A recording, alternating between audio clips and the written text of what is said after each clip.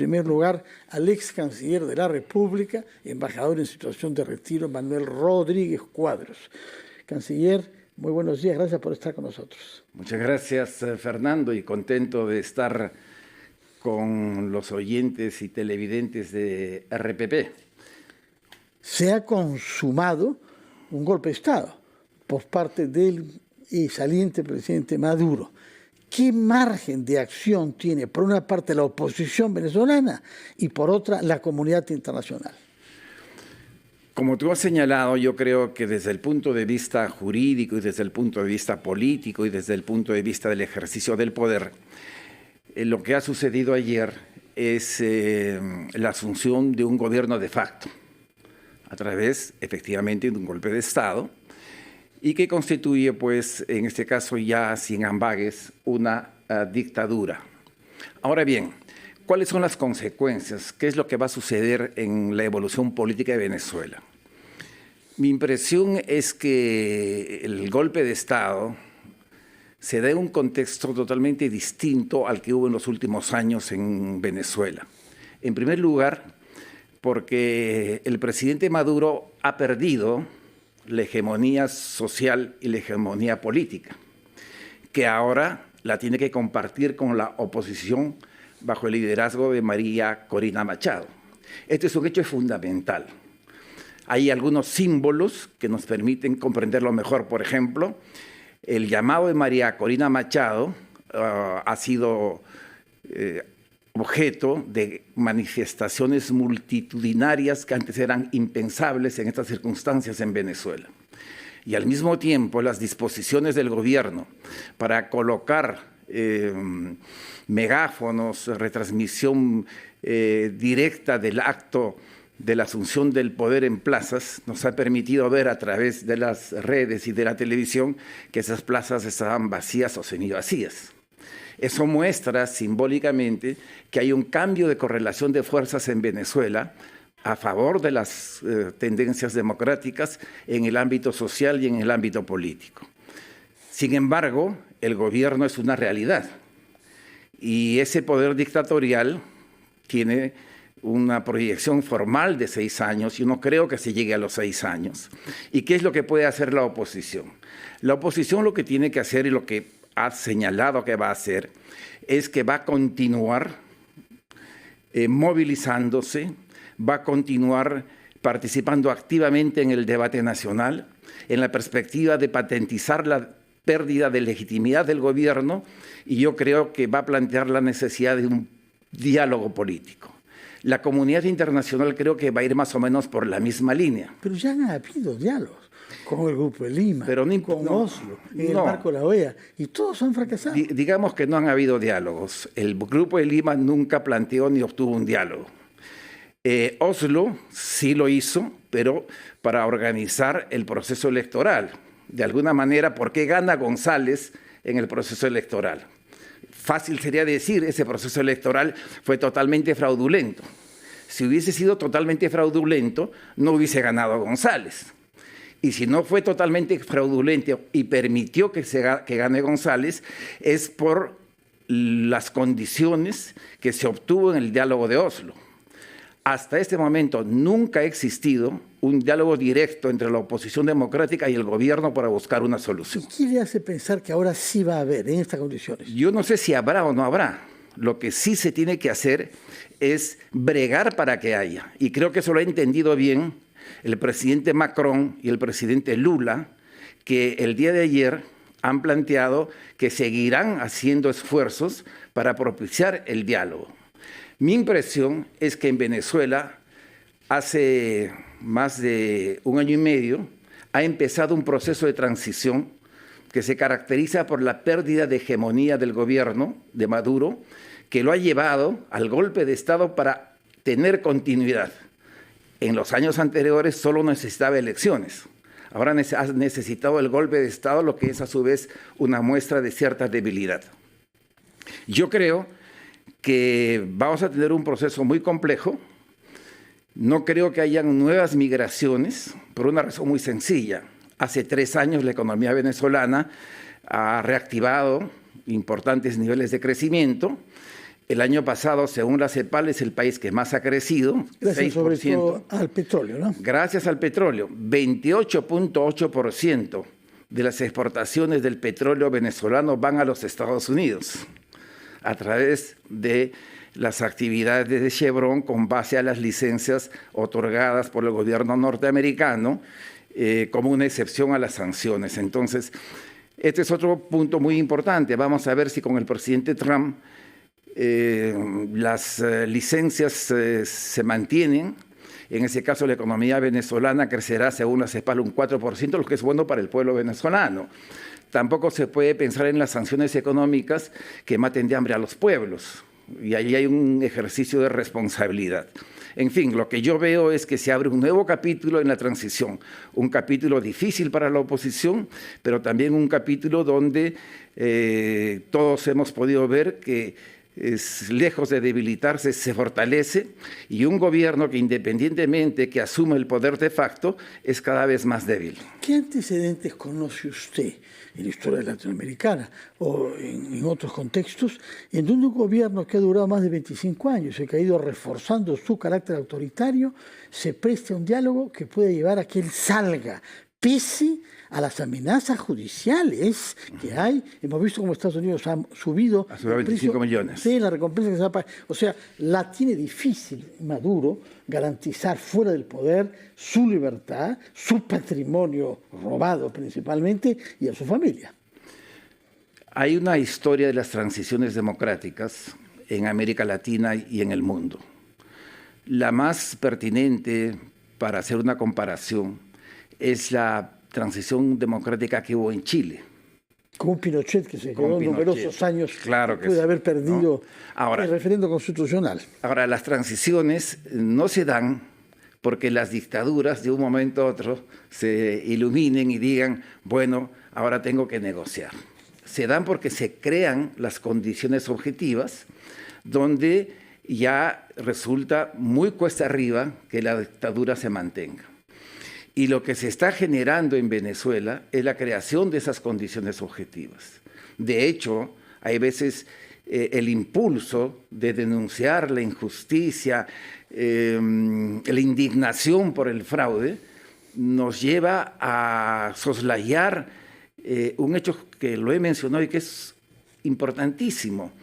La pregunta es, si las actas que contabilizó la oposición son ciertas, que son ciertas y son válidas como lo ha convalidado el Centro Carter, sí, quiere decir que en ese acto electoral 70% de los venezolanos votaron contra el régimen de Maduro. ¿Cómo se puede producir una elección donde 70% de la población se exprese contra el gobierno dictatorial que se supone no puede realizar unas elecciones que tengan resultados con objetividad y que tengan un mínimo de limpieza? Entonces, la respuesta es porque, lo que decía anteriormente, el gobierno ha perdido hegemonía social, ha perdido hegemonía política, hay enormes contradicciones dentro del Partido Socialista venezolano, hay contradicciones en la Fuerza Armada, hay contradicciones en las instituciones, y esos niveles de confrontación interna y de emergencia de la fuerza democrática de la oposición y de la debilidad de la capacidad de tener un sustento social por parte del gobierno autoritario, dan una dinámica que es la transición. Bueno, vamos a hablar de eso después de una breve pausa, por favor, que nos permita dar la palabra a los anunciantes de RPP. Yo quisiera que regrese sobre algunos temas que ha mencionado desde ya: la situación de la Fuerza Armada, por una parte, el papel de los Estados Unidos, el papel de la comunidad internacional, qué significa una juramentación, tengo entendido, ante solo 2 jefes de Estado, el de Cuba y el de Nicaragua. No sé cuál es el tercero. El tercero es de la República Árabe Saharaui. Bueno, que no existe propiamente tal, no tiene reconocimiento oficial, salvo Castillo la reconoció, pero en fin, eso fue una cosa fugaz y efímera, ¿no? Bueno, en todo caso, 2 de estados reales y uno de un estado soñado por algunos, sobre todo por Argelia y sus amigos. Vamos a hablar de la comunidad internacional, vamos a hablar del rol de Rusia y de China, un poco más tibio el apoyo chino que el ruso, nos lo dirá usted, y el rol de la Fuerza Armada y lo que se viene en Venezuela con las elecciones parlamentarias. Exacto, que es el hito fundamental. Bueno, nos dirá todo eso, por favor, después de una breve pausa. Son las 9:20, estamos conversando con el ex canciller de la República, embajador en situación de retiro, Manuel Rodríguez Cuadros, quien ha planteado su visión de la Venezuela actual como estando sometida a un proceso de cambio que conducirá, según él, en el mejor de los escenarios, a un verdadero diálogo con la oposición, diálogo que se podría haber estimulado a medida que se acerquen las elecciones parlamentarias, habida cuenta de que en la actual Asamblea no hay representación de la oposición, sino del partido oficialista y de unos partidos que los venezolanos llaman alacranes. Usted mencionó también que había contradicciones al interior de la Fuerza Armada. ¿Qué señales hay de eso y a qué puede conducir? Las contradicciones en la Fuerza Armada, entiendo, de acuerdo a los testimonios de los analistas políticos más objetivos de la propia Venezuela, tienen ya un cierto tiempo de acumulación. La Fuerza Armada tiene, además de las visiones políticas, siempre una visión institucional que la hace reflexionar sobre los problemas de Estado. Y en ese sentido, creo que en el momento en que los sectores de la Fuerza Armada perciban que la situación interna y externa es insostenible, pues podrían evolucionar, ¿no?, a ser factores que propicien el diálogo. Esto evidentemente tendría que significar una remoción de los actuales mandos castrenses que están muy comprometidos. Y el comandante general que está en el poder militar de hace años y años, el señor Padrino. Y a quien los Estados Unidos, dentro de las sanciones que se han renovado de carácter individual, han aumentado la recompensa a $15 millones por información que permita su captura. Entonces, la Fuerza Armada, como fue en Chile, ¿no es cierto?, siempre va a tener un papel, en estos casos, yo creo, determinante. Porque cuando un gobierno se sustenta en el poder descarnado, ese poder descarnado al final es el poder de la fuerza. Y ese poder de la fuerza lo tienen el ejército, lo tienen las instituciones armadas. De tal manera que en todo este proceso hay que seguir muy de cerca la evolución de las tendencias políticas dentro de la Fuerza Armada venezolana. La otra cuestión fundamental, y que yo creo que es lo que en los próximos días va a emerger en la agenda del gobierno y de la oposición y de la comunidad internacional, son las elecciones legislativas. Están previstas para el año 2005, todavía no se ha determinado una 25, fecha. ¿no? 2025, perdón, todavía no se ha determinado una fecha específica. Una primera batalla será la determinación de la fecha de las elecciones, que no debe ser muy prolongada, no sería del todo adecuado, positivo, que se programen las elecciones para noviembre del 2025. Hay que buscar una fecha en la que la propia oposición jugará sus cartas y donde la comunidad internacional también debe presionar para que esas elecciones legislativas que son cruciales sean en un plazo razonable y sobre todo que tengan unas condiciones electorales justas y democráticas. Y ese será todo un debate sobre el rol del Consejo Nacional Electoral venezolano, que hemos visto que en el caso de las elecciones presidenciales, pues de la manga ha sacado resultados coreando al líder Maduro. Ahora, yo quisiera preguntarle algo respecto ya del Perú. ¿Cuál es el margen de acción de un país como el nuestro, que tiene principios, porque adherimos a la democracia por experiencia que hemos vivido, lo sabemos muy bien, eso no queremos?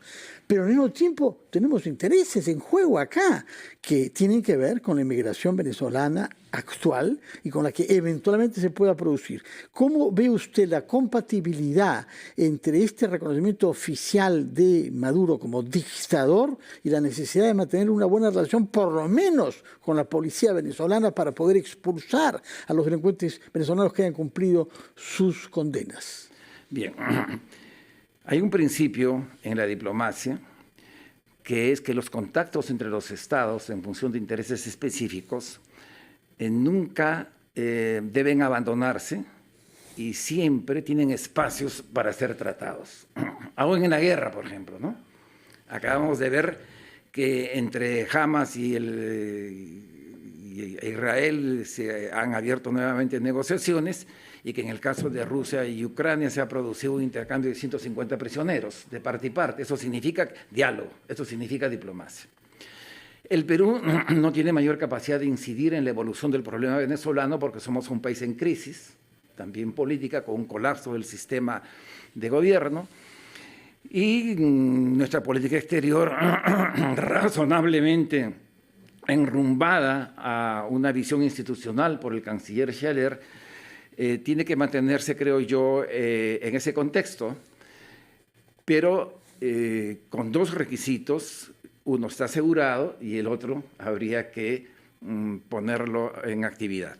El que está asegurado es la posición no solamente de principio, sino de interés nacional, de considerar que en Venezuela se ha producido un golpe de Estado, hay un régimen dictatorial y que el Perú, en base a su tradición y a una política de Estado y institucional de Torre Tagle, reclama pues los espacios necesarios para la democratización.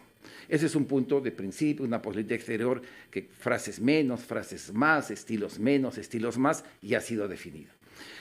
La boleta pendiente es lo que tú señalabas, Fernando. ¿Cómo hacer para que los peruanos que están en el exterior, en ese caso en Venezuela, puedan tener sus vidas aseguradas en un margen de seguridad y de productividad en su inserción laboral y ciudadana?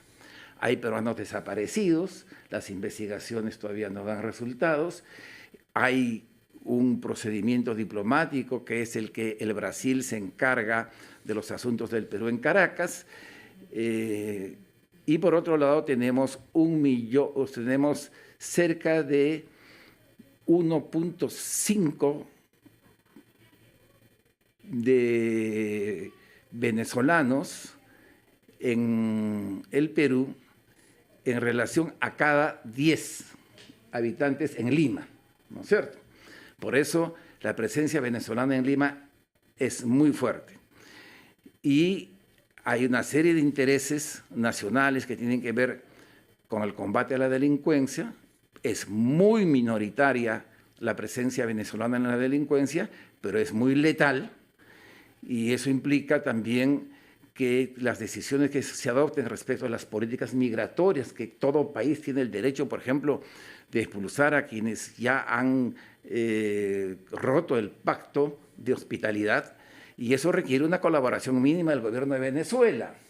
Que se ha venido respetando hasta ahora, antes de que reconociéramos como dictador a Maduro. Entonces, lo que hay que hacer es lograr la compatibilización a través de contactos adecuados, que la diplomacia siempre dispone, para que en el marco del respeto a la posición peruana en relación a la ilegitimidad del gobierno, se puedan hacer los entendimientos mínimos que permitan cumplir los objetivos nacionales en relación a la situación de la migración venezolana en el Perú, sus impactos en la delincuencia y la necesidad de tener los canales expeditos, por ejemplo, para las expulsiones allí donde sea necesario, estrictamente necesario, y por otro lado, para proteger también a nuestros connacionales en el territorio venezolano. Eso es lo que se llama la diplomacia de frecuencia modulada, la diplomacia fina, que yo no dudo que el canciller Schaller tendrá la mejor disposición y la capacidad institucional para transitar por esta vía que equilibre básicamente dos cosas que no tienen por qué ser excluyentes. Principios con intereses. Principios con intereses. De acuerdo. Ahora, respecto a la OEA, usted la conoce muy bien y ha jugado un rol importante junto al ex canciller García Sayán en la elaboración de la Carta Democrática Interamericana. La OEA está completamente fuera de juego hasta el punto de que Venezuela simplemente ha desconocido su presencia en ese órgano que durante décadas fue el marco en que se abordaban los conflictos entre estados. Bueno, allí hay dos elementos fácticos. Por un lado, Venezuela se retiró de la OEA. Entonces, pero lo regresó Guaidó, ¿no? Guaidó cuando era presidente. Claro, pero eso es toda una discusión. Esa es toda una discusión. Pero se le llama a voto cada vez que hay una reunión. Se le llama a voto porque es parte de la presión, creo yo. Pero en términos, a mi juicio personal, estrictamente jurídicos, no se puede considerar que el gobierno, entre comillas, de Guaidó, haya reinsertado a Venezuela en la OEA. Pero eso no obsta a que la OEA actúe, y el secretario general ha hecho bien en señalar en primer lugar que se ha producido un golpe de Estado, en segundo lugar en censurar toda la situación, en apoyar a María Corina Machado y a la oposición democrática. ¿Por qué razón? Porque al margen de la Carta Democrática Interamericana, que efectivamente no se aplica en este caso. Yo redacté y negocié cuando el canciller Pérez de Cuéllar era el responsable de la Cancillería peruana y Diego García Sayán el ministro de Justicia. Pero en este caso, aplicar la Carta Democrática Interamericana a un país que en términos reales no es miembro del sistema, no es el mejor recurso. Pero yo sí creo que la OEA debe concurrir con el resto de organismos internacionales de la región que pueden ingresar ahora en este nuevo contexto a ejercer mayor presión, como la propia CELAC, y sumarse, como lo está haciendo, a las actividades de la comunidad internacional a favor de la democracia y en contra de la represión, porque el grave peligro de todo esto, que hasta el momento felizmente no se ha dado en términos masivos en los últimos 2 días, el grave peligro es que se desate una represión indiscriminada en Venezuela con costos que serían inadmisibles, creo yo, para la comunidad internacional, y sobre todo no se hace porque creo que serían inadmisibles para la propia dictadura venezolana, ¿no? Y creo que en ese sentido una preocupación permanente que debe tener el Perú también es por la situación de los derechos humanos en Venezuela, pero entre paréntesis también por la situación de los derechos humanos en el Perú. De acuerdo, embajador Manuel Rodríguez Cuadros, muchas gracias por su presencia, por sus explicaciones, y seguiremos tanto con usted, puesto que ha establecido algunas anticipaciones de lo que puede pasar este año. Usted mantiene, porque se ve, un optimismo en que haya un proceso de diálogo y que Venezuela entre a un proceso que pasará, nos ha dicho usted, por las elecciones parlamentarias, y que puede significar que hay una oposición capaz de hacer que este país se aleje del rumbo autoritario dictatorial que ha tomado. Ojalá. Puede tardar años, pero creo que lo que razonablemente hay que descartar es que la dictadura se entronizará sin fecha ni sin límite.